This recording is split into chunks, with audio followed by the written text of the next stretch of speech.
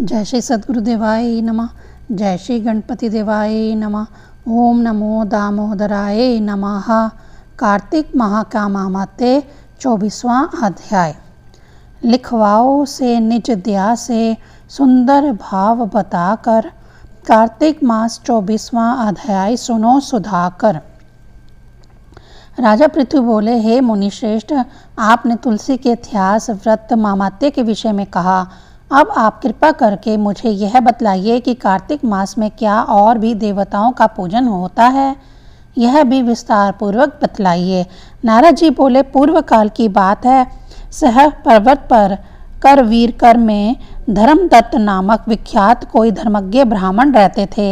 एक दिन कार्तिक मास में भगवान विष्णु के समीप जागरण करने के लिए वह भगवान के मंदिर की ओर चले। उस समय एक पहर रात बाकी थी। भगवान के पूजन की सामग्री साथ लिए जाते हुए ब्राह्मण ने मार्ग में देखा कि एक भयानक राक्षसी आ रही है। उसका शरीर नंगा और मांस रहित था। उसके बड़े बड़े दांत, लपकती हुई जीभ और लाल नेत्र देखकर ब्राह्मण भय से धरा उठा। उसका सारा शरीर कांपने लगा। उन्होंने साहस करके पूजा की सामग्री तथा जल से ही उस राक्षसी के ऊपर प्रहार किया। उन्होंने हरि नाम का सिमरन करके तुलसी दल मिश्रित जल से उसको मारा था, इसीलिए उसका सारा पातक नष्ट हो गया। अब उसे अपने पूर्व जन्म के कर्मों के परिणाम स्वरूप प्राप्त हुई दुर्दशा का स्मरण हो आया। उसने ब्राह्मण को दंडवत प्रणाम करके इस प्रकार कहा, ब्राह्मण, मैं पूर्व जन्म में कर्मों के फल से इस दशा को पहुँची हूँ। अब मुझे किस प्रकार उत्तम गति प्राप्त होगी। धर्मदत्त ने उसे इस प्रकार प्रणाम करते देखकर आश्चर्यचकित होते हुए पूछा, किस कर्म के फल से तुम इस दशा को पहुँची हो? कहाँ की रहने वाली हो? तुम्हारा नाम क्या है और आचार व्यवहार कैसा है? ये सारी बातें मुझे बतलाओ। उस राक्षसी ने नाम कलहा था। कलहा बोली, ब्राह्मण, मेरे पूर्व जन्म की बात है। सौराष्ट्र नगर में भिक्षुक नाम एक ब्राह्मण रहते थे। मैं उनकी पत्नी थी। मेरा नाम कलहा था और मैं बड़े क्रूर स्वभाव की स्त्री थी। मैंने वचन से भी कभी अपने पति का भला नहीं किया। उन्हें कभी मीठा भोजन नहीं परोसा। सदा अपने स्वामी को धोखा ही देती रही। मुझे कलह विशेष प्रिय था, इसीलिए मेरे पति का मन मुझसे सदा उद्विग्न रहा करता था। अंतगतवा उन्होंने दूसरी स्त्री से विवाह करने का निश्चय कर लिया। तब मैंने विष खाकर अपने प्राण त्याग दिए। फिर यमराज के दूत आए और मुझे बांध कर पीटते हुए यमलोक में ले गए। वहाँ यमराज ने मुझे देखकर चित्रगुप्त से पूछा, चित्रगुप्त, देखो तो सही इसने कैसा कर्म किया है। जैसा इसका कर्म हो उसके अनुसार यह शुभ या अशुभ प्राप्त करे। चित्रगुप्त ने कहा, इसका किया हुआ कोई भी शुभ कर्म नहीं है। यह स्वयं मिठाइयाँ उड़ाती थी और अपने स्वामी को उसमें से कुछ भी नहीं देती थी।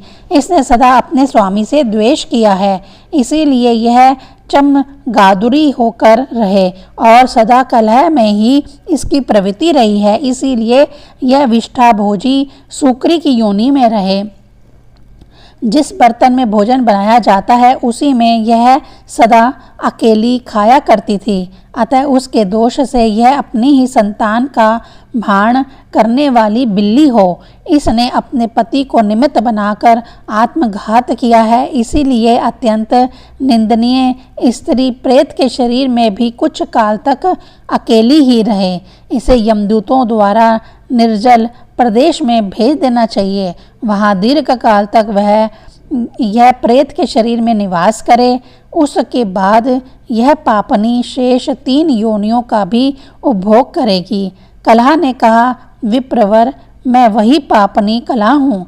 इस प्रेत शरीर में आए हुए मुझे 500 वर्ष बीत चुके हैं। मैं सदैव भूख प्यास से पीड़ित रहा करती हूँ। एक बनिए के शरीर में प्रवेश करके मैं इस दक्षिण देश में कृष्णा और वेणी के संगम तक आई हूँ। ज्यों ही संगम तट पर पहुँची तो ही भगवान शिव और विष्णु के पार्षदों ने मुझे बलपूर्वक बनिए के शरीर से दूर भगा दिया। तब से मैं भूख का कष्ट सहन करती हुई इधर उधर घूम रही हूँ। इतने में ही आपके ऊपर मेरी दृष्टि पड़ गई। आपके हाथ में तुलसी मिश्रित जल का संसर्ग पाकर मेरे सब पाप नष्ट हो गए हैं। द्विज श्रेष्ठ, आप ही कोई उपाय कीजिए। बतलाइए, मेरे इस शरीर से और भविष्य में होने वाली भयंकर 3 योनियों से किस प्रकार मुक्त होंगी। कलह का यह वचन सुनकर धर्मदत्त उसके पिछले कर्मों और वर्तमान अवस्था को देखकर बहुत दुखी हुआ। फिर उसने बहुत सोच विचार करने के बाद कहा। धर्मदत्त ने जो भी कहा उसका वर्णन 25वां अध्याय में किया गया है। 24वां अध्याय संपूर्ण। 25वां अध्याय। सुना प्रश्न ऋषियों का और बोले सूत जी ज्ञानी। 25वां अध्याय में सुनो श्री हरि की वाणी। तीर्थ में दान और व्रत आदि सत्कर्म करने से मनुष्य के पाप नष्ट हो जाते हैं, परंतु तू तो प्रेत के शरीर में है, अतः उन कर्मों को करने की अधिकारिणी नहीं है। इसीलिए मैंने जन्म से लेकर अब तक जो कार्तिक का व्रत किया है उसके पुण्य का आधा भाग मैं तुझे देता हूँ। तू उसी से सद्गति को प्राप्त हो जा।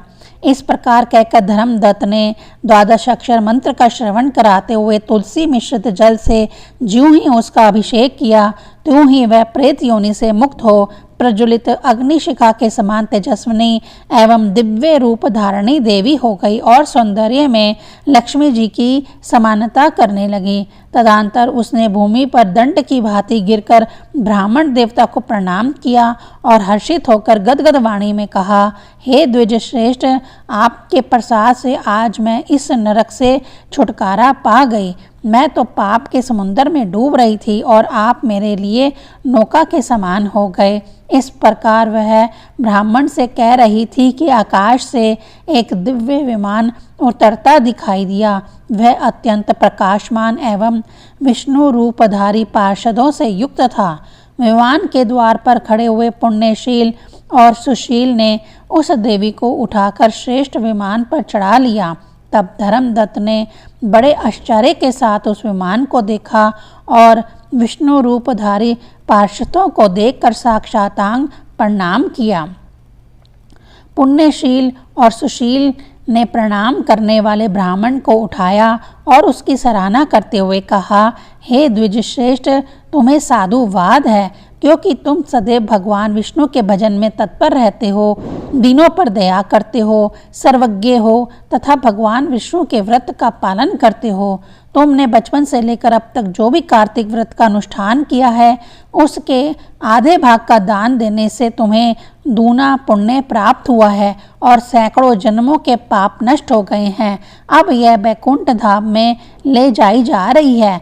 तुम भी इस जन्म के अंत में अपनी दोनों स्त्रियों के साथ भगवान विष्णु के वैकुंठ धाम में जाओगे और मुक्ति प्राप्त करोगे। धर्मदत्त, जिन्होंने तुम्हारे समान भक्तिपूर्वक भगवान विष्णु की आराधना की है वह धन्य हैं और कृतकृत्य हैं। इस संसार में उन्हीं का जन्म सफल है। भली भांति आराधना करने पर भगवान विष्णु देहधारी प्राणियों को क्या नहीं देते हैं। उन्होंने ही उत्तानपाद के पुत्र को पूर्व काल में ध्रुव पद पर स्थापित किया था। उनके नामों का सिमरन करने मात्र से समस्त जीव सतगति को प्राप्त होते हैं। पूर्व काल में ग्रस्त गजराज उन्हीं के नामों का सिमरन करने से मुक्त हुआ था। तुमने जन्म से लेकर जो भगवान विष्णु को संतुष्ट करने वाले कार्तिक व्रत का अनुष्ठान किया है उससे बढ़कर ना यज्ञ है, ना दान है और ना ही तीर्थ है। विप्रवर, तुम धन्य हो, क्योंकि तुमने जगत गुरु भगवान विष्णु को प्रसन्न करने वाला कार्तिक व्रत किया है, जिसके आधे भाग के फल को पाकर यह स्त्री हमारे साथ भगवान लोक में जा रही है। 25वां अध्याय संपूर्ण। ओम नमो दामोदराय नमः।